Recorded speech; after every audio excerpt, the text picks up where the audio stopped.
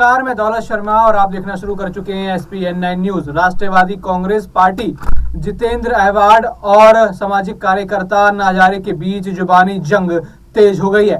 दरअसल एनसीपी नेता जितेंद्र ने आरोप लगाया था कि अन्ना हजारे की वजह से देश को बड़ा नुकसान हुआ है।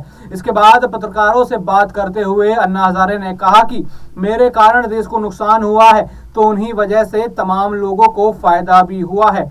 इसके साथ ही अन्ना हजारे ने कहा कि उनके खिलाफ मैं कोर्ट में केस दर्ज कराऊंगा। सामाजिक कार्यकर्ता अन्ना हजारे ने कहा, अगर मेरे कारण देश को नुकसान हुआ तो मेरे ही कारण देश में कई ऐसे कानून भी बने जिनसे लोगों को फायदा हुआ है, बहुत फायदा हुआ है। हाँ, मैं इस बात को खारिज नहीं कर रहा हूं कि मेरे कई आंदोलनों के कारण उनके कई कार्यकर्ताओं को नुकसान हुआ, मेरे कारण उनके कई लोगों को घर पर बैठना पड़ गया, मेरे कारण ही यह नुकसान हुआ और शायद वह इसे झेल नहीं सकते। हालांकि कुछ लोगों का काम है कि वह मेरे ऊपर झूठे आरोप लगाएं, मुझे बदनाम करें, लेकिन मुझे इससे फर्क नहीं पड़ता। उन्होंने कहा कि उन्होंने मुझ पर झूठे आरोप लगाकर बदनाम करने की कोशिश की, अब मैं उनके खिलाफ मानहानि का केस करूंगा। वहीं अन्ना हजारे की इस प्रतिक्रिया के बाद जितेंद्र अहवाड ने एक ट्वीट करते हुए कहा कि सुनने में आए हैं कि अन्ना हजारे जाग गए हैं, चलिए देखते हैं वह कल जागते हैं या नहीं।